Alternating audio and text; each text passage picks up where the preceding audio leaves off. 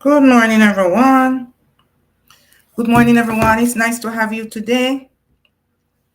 Welcome, welcome. I look forward to speaking with you today as we start our series talking about the five, golden nuggets of purpose. Unlocking your God-given calling. A lot of persons have been speaking to me to do something about unlocking your God-given calling, especially those who have been privy to my group coaching session and those who have done completed my purpose alignment audit. And so I'm going to give you a touch today about the five golden nuggets of purpose. How do you get your purpose going? And how do you find that peace and joy as you walk in the direction of your purpose? It's very important that you know your purpose, you understand your purpose, and you live your purpose. Good morning, Leslie. Thanks for joining. And for those who don't know me, I'm Dr. Marcio Thomas, a Christian leadership consultant, life and career coach, a motivational speaker, and a best-selling author. And for those who have not gotten a copy of this book that is now being used in universities, especially in research on school governance and accountability, and also on effective leadership and resilience, then you need to get a copy so that you can become a part of the conversation and you can say what you like and you dislike and what could be fleshed out, what you think about the points that I have raised using an auto-ethnographic approach. I also want you, if you have not been able to just subscribe to my YouTube channel where these sessions are being presented, and also to subscribe to my newsletter so you, if you're a Christian leader, can receive support and greater inspiration to clarify some issues and to gain the confidence that you need to push forward. Thank you for joining, Donna.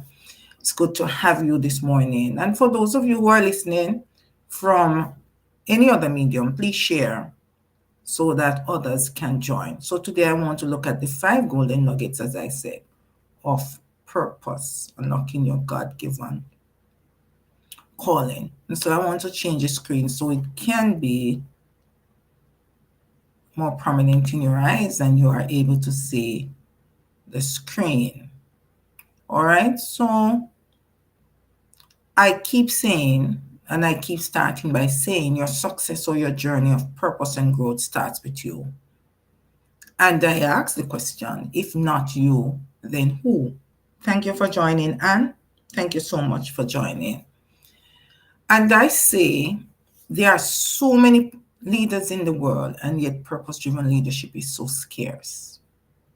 I don't know if persons have looked at that, but I have. And so I want us to look at this, and this is very important. Thank you for joining, Sherry. Grand rising indeed. Thank you for taking the time. I want this to be the overarching principle or foundation or paradigm on which you rest. Your purpose is already inside of you. God placed it there. And so it is now time for you to boldly walk in it. I'll repeat that your purpose, every one of us' purpose, is already inside of us. And it was not arbitrarily placed there before you were born or even considered to be formed in the womb. God knew you and He gave you that expected end. And He gave you your purpose already packaged, pre-designed, pre-approved inside of you.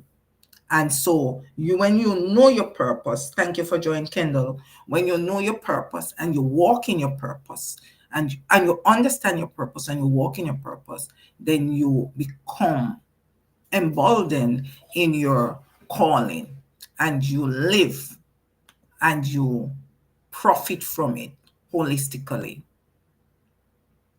Now, we want to look at a few things this morning, very briefly, as we go. And the issue has to be, as we look at this, we want to talk about 5 areas.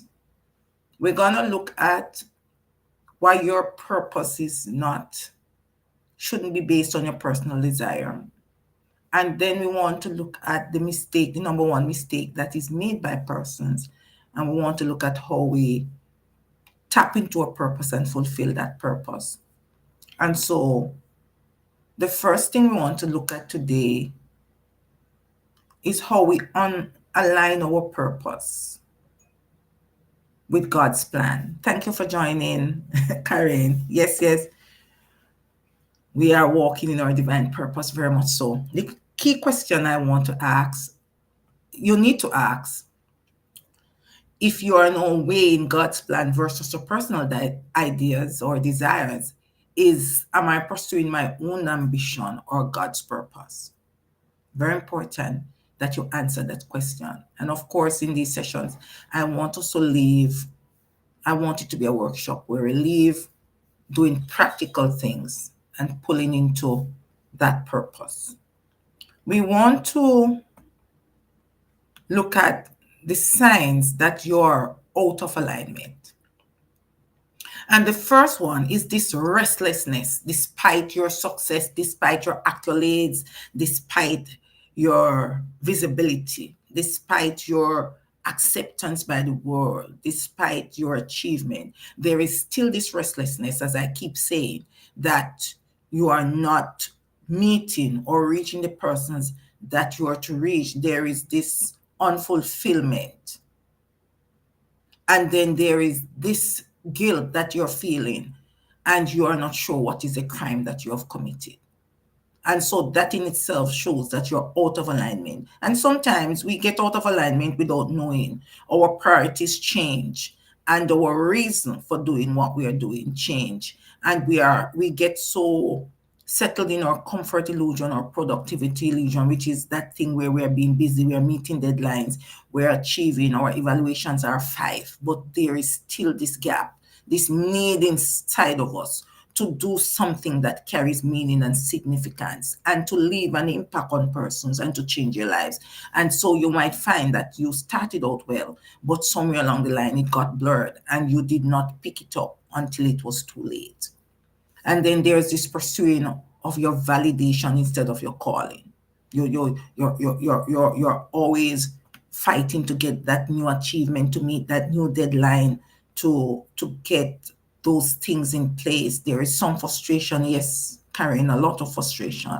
There is discontent. There is this disconnect, and there is sometimes so much frustration that it comes with a lot of anger and unfulfilled dreams. And these dreams are not deferred, they dry up. And in the drying up, we settle and we accept that this is where it's at.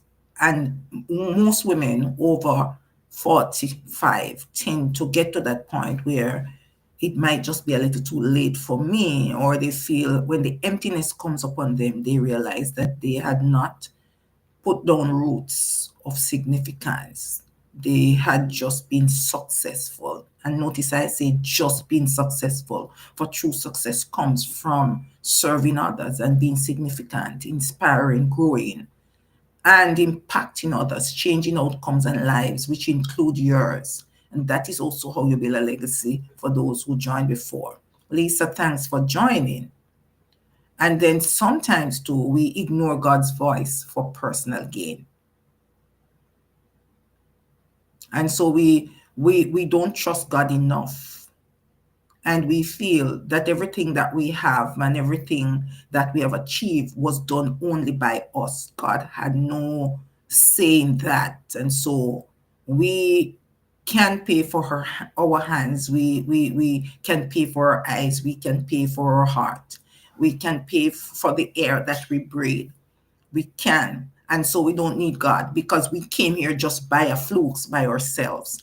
And so we don't understand that many are the plans in our hearts, but it is the Lord's purpose that prevail.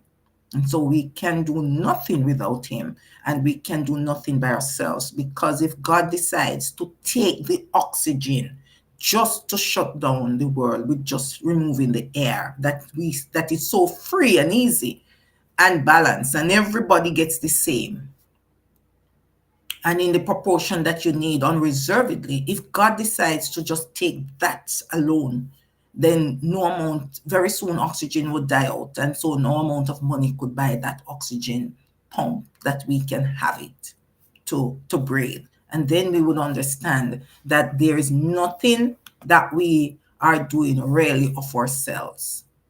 And so, what are the ways in which now we can align ourselves to God's will? And so I want to say, because Matthew 6:33 says we are to seek him first. Seek first the kingdom of God. And all the things that we want will be added unto you, because God is really in charge of the universe. And the universe rewards us when we are in alignment. Because being in alignment with God is in alignment with the universe. And there was not, because there is nothing that has been made without God. Everything in him we live and move and have our being. There is nothing that has been created or even formed without God.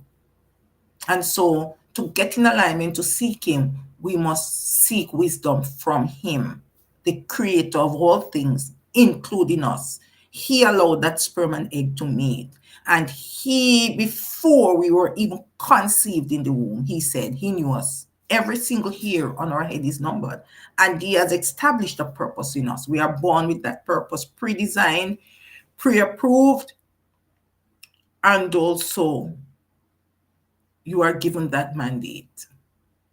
And so through fasting and prayer and studying God's words and listening to those persons he has appointed on the path to nudge us, and receiving and embracing our challenges and our tests to perfect our character for our purpose, and the preparation that we get at each level of assignment, the frustration, the anger that we sometimes experience, the restlessness that we have when we are out of alignment, all of those come together and bring us clarity, because our purpose is embedded in our story, the story of our life. The path to our purpose is through these challenges, is through these tests, is through these wins, is through these achievements, is through all of these things. Thank you, Alex. It's through all of those things that towards the story of our purpose comes to its conclusion. And there, of course, the plot thickens as we move along, and as our assignment intensifies, the conflict also occurs, and the breakthroughs come, the victories, the achievement, the significant comes as we begin to build on our story and create that chapter by chapter. Because I am agreeing with you, carrying your purpose is not a fight. Very good. When one starts to feel this way, pause and reflect and ask God for direction. Very much so. And the next thing you must do after you ask God for direction, Karen, thank you so much for that valid point, is surrender your desires.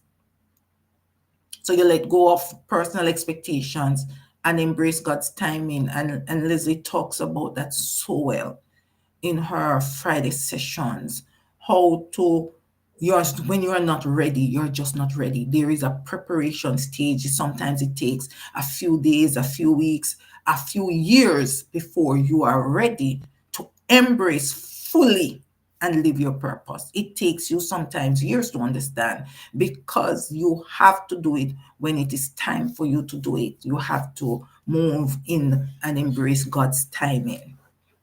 And you also have to be very alert so you can follow the open doors. Because God has opened doors for you that no man, no human hand can shut.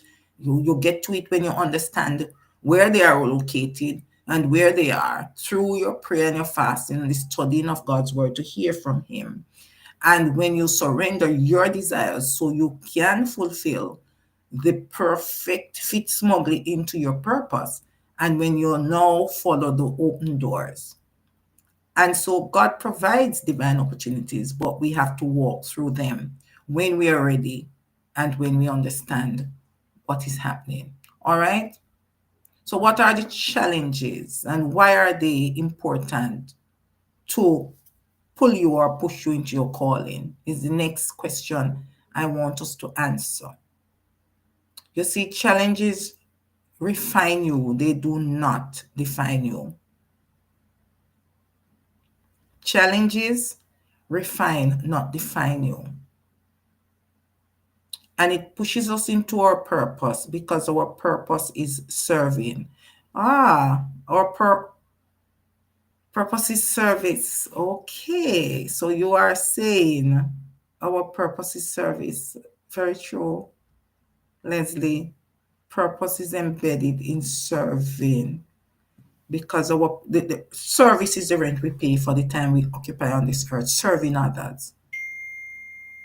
And I say, your greatest or your biggest struggles often lead to your greatest purpose. Your purpose is really found at the highest point of your pain. It pushes you, as I said in a presentation last Tuesday, it pushes you against a wall, and that wall makes you look up and inside of yourself and reach down inside for what your soul has always been telling you or prompting you that you have been ignoring, the things that your soul has been calling out to you to do, the messages that the universe has been sending you that you're ignoring, the promptings that God placed on your heart. When you're in your point of pain or at the greatest struggles or the challenges become so overwhelming that you have nothing, persons don't seem to be present, not even God, and you seem to be standing alone. Joe went through that experience. Esther went through that experience. Of course, we're looking at the three Hebrew boys. All of those persons went through their experiences. And so you're when your back is against that wall where you have to now decide, you have to answer your call, whatever call it is, to serve. You now understand. And I say that's why some persons are saying, I started this because of my desperation, when I needed someone to be there for me and my child, when I became homeless as a single mother. I embraced and I got through. I promised God that if He took me through it, this is what I would do. That's your purpose. You don't promise God anything. You just sign your contract with God. The contract that was given to you from before you were born. And so you created a space across the globe for homeless persons. There are some persons who parents died and left them. They had to eat scraps from persons who were uncaring and who in fact appeared to be uncaring, but was to propel them into their purpose. And so they had this unquenchable desire to feed persons who are homeless, especially young boys or young girls, teenagers. And so they pulled that plan together because it traveled with them because of their challenge, because of the biggest struggle in their life, because of their pain.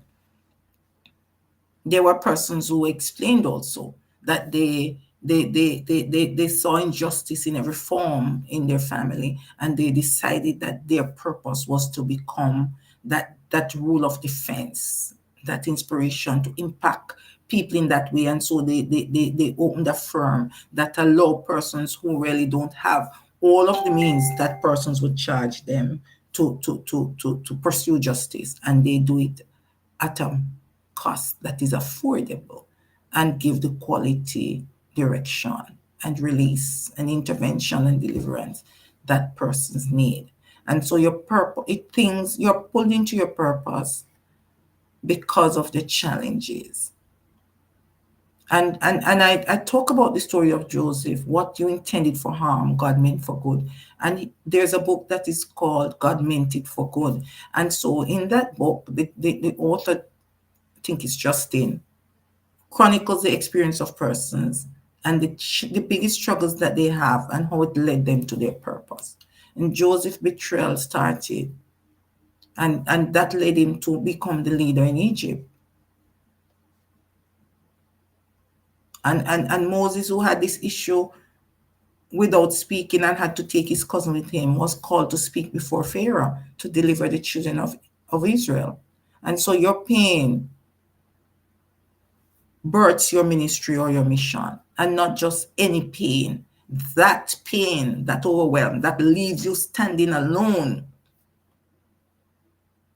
where there is no one but you, so you can understand who you are and why you are here, and know the problem you were created to solve and why you exist. You get to that point, and at that point, you see why your challenges are very important to pull you into your calling. And so I want you to reflect. What have you learned from your challenges as your life proceeded? What did you learn as it is going forward? What struggles keep showing up in your life? That's the question I want you to ask today. And this is a second nugget of pulling into your purpose or your calling. What struggles keep showing up in your life? What is your pattern? Because these are the clues to your purpose. Write them down. The past challenges and how it links to the present. The lessons you are learning each time from your experience. Is it the same lesson? How different is it?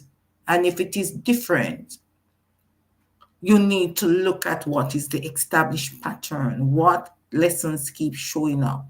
Is it that you are too trusting, you're not to trust persons so much? Is that a lesson that you're learning? Do you need to be focused, intentional, more self-controlled? Is that a lesson you're learning? Do you keep advocating for persons and so you find yourself always in the middle of a confrontation in which you are trying to pull persons, always save persons, always advocate for be the voice for those who have no voice, but you resent it? Is it that is your pattern? What are you going to do about it? Because it keeps showing up in your life and it is a struggle for you, but you still keep finding yourself in that defense mode for others, in that advocacy, in that desire for justice and fairness. How does that show up in your life? And what is the lessons you are learning? How is it pushing you into your purpose? And do you find yourself being the help for others, always supporting them in a crisis, always finding that you have the resources to assist? And even if you don't, you are content with making those sacrifices in your family, for your family members, for the community persons, for those in your workplace. Because another question that you want to answer is, how can you use what the struggles that keep showing up in your life to serve yourself and to serve others? Yes, Karen, stay faithful, because purpose is a journey, not a destination. Definitely not. And staying faithful and open to growth, allow God to direct your step as you navigate this calling. All right? Sometimes your calling reveals itself through life's obstacles, many times, most times, and I dare to say all the time. But the trials refine your character and prepare you for the path ahead. I am very much in agreement with that. Very much in agreement with that. And so I am showing it up. And this is a point that summarizes what we want to say here. So I hope we are looking at those questions, and I hope we are showing up in that way. All right. So the next one that we want to look at is the number one mistake that prevents us from stepping into our purpose or walking in our calling. And the number one mistake that is dragging people down is the mistake, the fear and the doubt that we feel. And God has not given us the spirit of fear. He has not, but of power, love, and a sound mind. That's what He has given us. And so we fear failure, we fear rejection, we fear the unknown. And that in itself can be the weapon for a purpose, the shield for purpose, because instead of driving us backwards, this fear and doubt sometimes pull us forward, because there are times when The motivation is that the fear and doubt is pressing upon us because of the naysayers, because there is no one to support, because persons feel that this is too big a dream. Persons wonder how you're going to accomplish it, and persons discourage you. And that in itself ignites you so much that you decide that you want to prove them wrong. In that way, that is a plus. But on the side of making the mistake of succumbing to that fear and feeding that doubt and believing that you are an imposter, that you and diminish the belief in yourself and accept what is spoken over you and over your situation and your circumstance and your dream, you find that you do not accomplish what you have been already pre-approved, what has been pre-designed, and the pre-abilities you have been given, your gifts and your talents to achieve it. And so you keep apologizing to your purpose, you keep derailing it, and you keep stacking it up, the dormancy of it, because of the fear and the doubt. And you see, purpose doesn't work like that. Purpose requires faith, not comfort.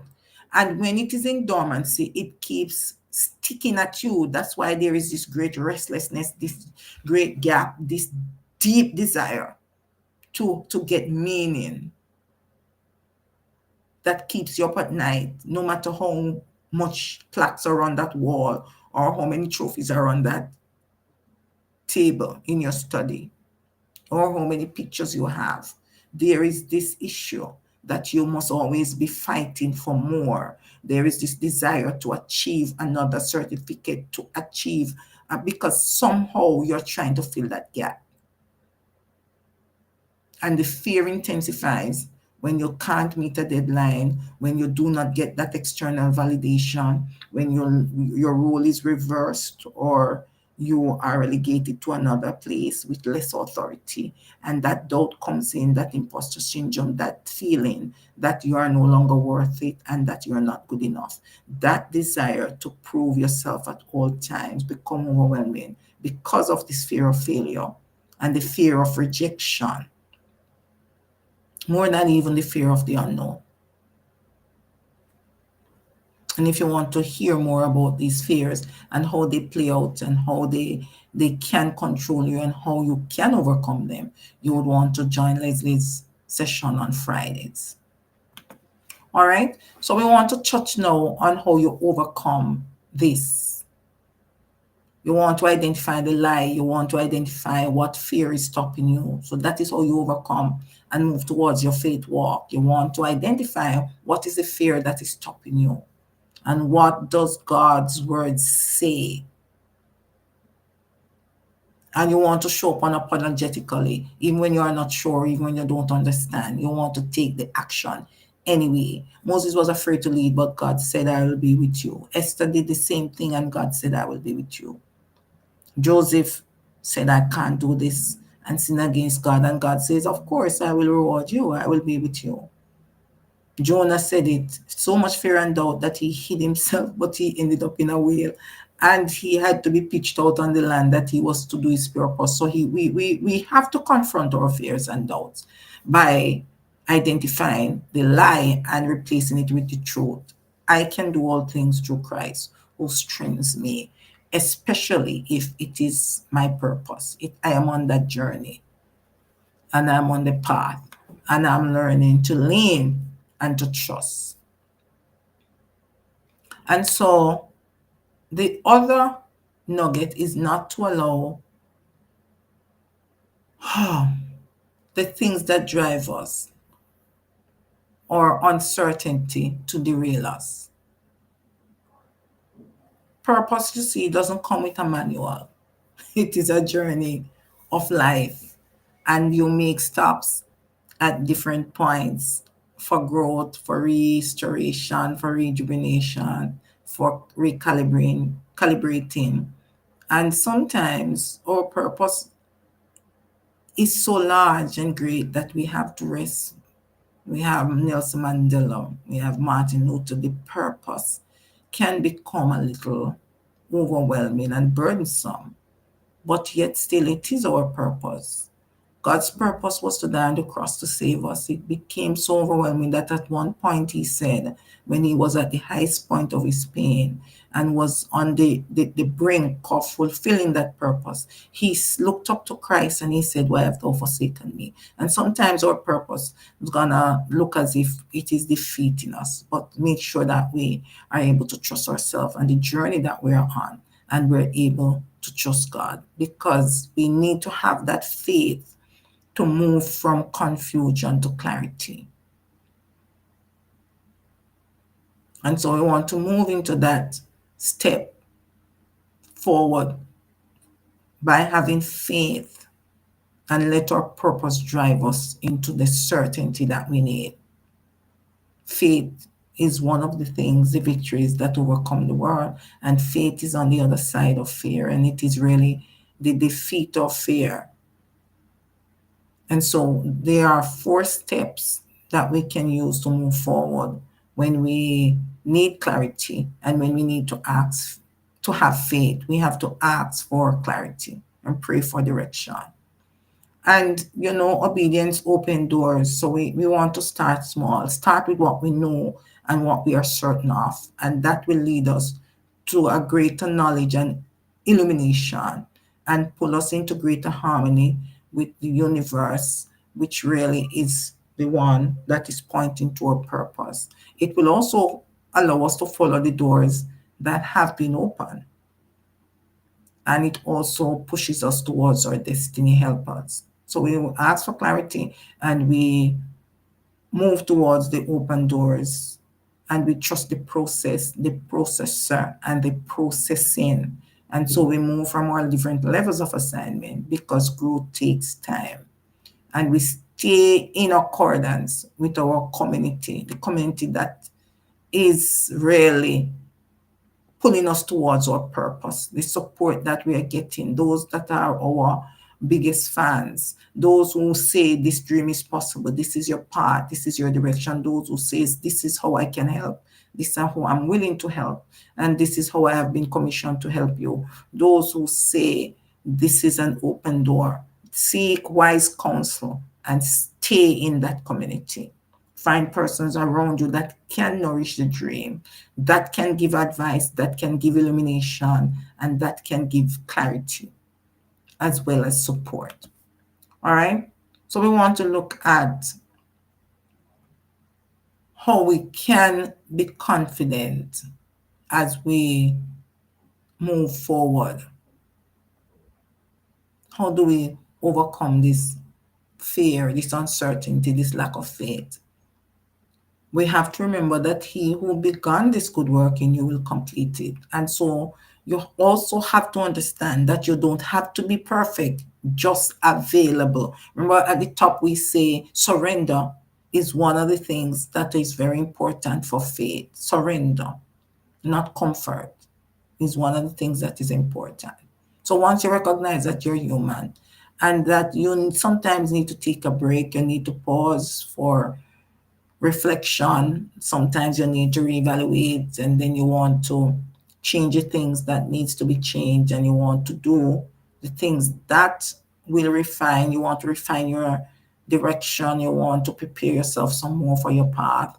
You want to understand and press into your purpose some more. Then you want to take those small steps, as I said previously, and you also want to stay in the community, but you are showing up.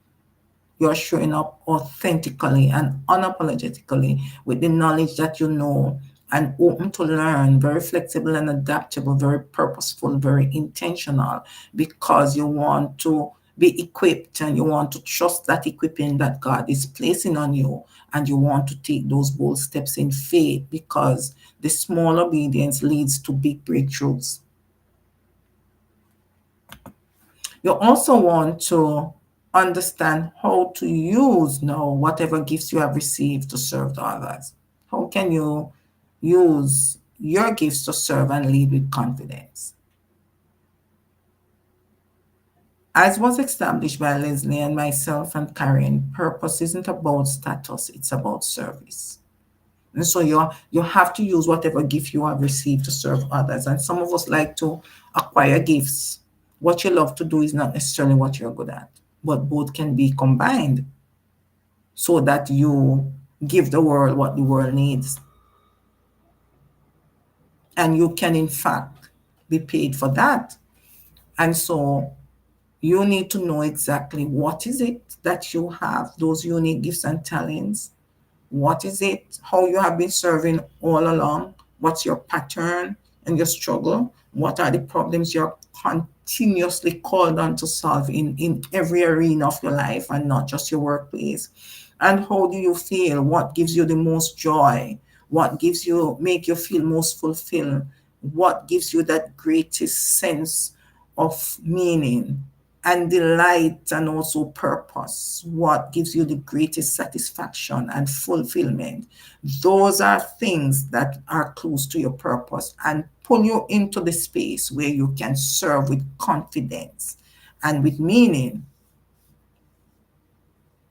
Because the real issue about leadership is that effective leadership and true leadership allows you to serve first and lead second. Serve first and lead second. When you're standing in your purpose, when you understand it, identify it, and you're pressing into your purpose, you always serve first and lead second. You meet the needs of people, you impact their lives, you change their outcome, you inspire, you impact, and you grow people. And as you do that, you build a legacy, you have influence, and you carry meaning and significance. People become your disciples to speak about how you make them feel, how you have changed your outcome, how you have deposited and pulled from them their greatness, how you have allowed them to become masters of their own destiny, how you have equipped them to change their lives. And those are the messages that carry and build your legacy of significance. And that is what makes you holistically successful. And so people don't talk about what you know, they talk about what you do and how you make them feel. And so you leave that perfume and aroma behind. Your title is no longer important at that point, but how you have used your title and your role to carry out your responsibilities and divine mandate, which is your purpose and your calling, to give honor to God by lifting others with what you have been has been deposited in you. How you treat those open doors when you walk through them. How you see them as fulfilling your calling and God's plan instead of your personal desires and ambitions. That is where it's at. And so those are the 5 nuggets of purpose. And we talk about them as I sum up the key points. Align yourself with God's plan. It's not about personal ambition, it's about calling. See challenges as clues. Your pain may reveal your purpose. Overcome fear because faith moves you forward. This is how you walk bold in your purpose. You take action. Purpose is revealed through movement and you lead through service. Impact starts with giving, serving others. So what's your next step? What I need to ask you at this time. Thank you for joining, Brenda and Julene and Joanne. Thank you so much for joining on our YouTube channel. Take action. That's very important. Taking action. So your next step, you take action. DM me, or you can complete your purpose alignment audit and then schedule your soul sync powered up session, that strategy session. And then you want to join our monthly purpose actualization accelerator group coaching session if that's what you want. Or you can talk to me about how you can join our 1 month or our 3 month purpose actualization accelerator program after you have completed your purpose alignment audit, and we see how we can serve you. So sometimes our calling reveals itself through life's obstacles. Trials may refine your character and prepare you for the path ahead.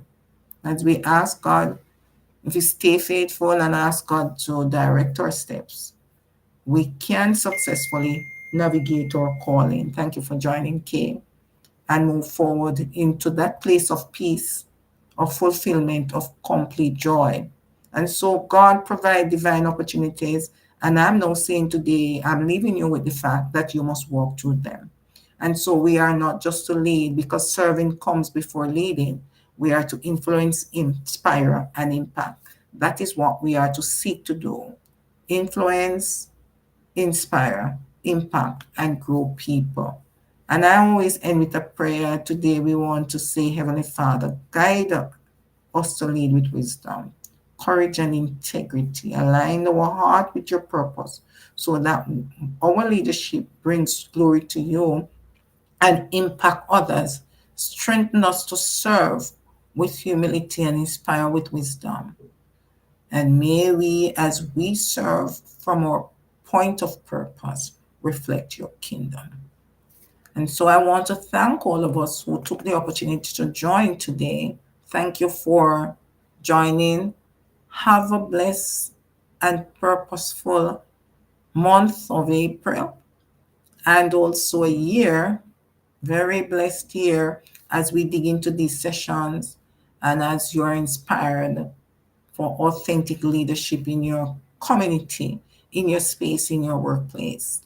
You can DM me, as I said before, if you want to continue this discussion or you want to make the rest of this year very intentional and very purposeful, because the landscape has changed and we don't want to waste time pouring into callings that are definitely not ours.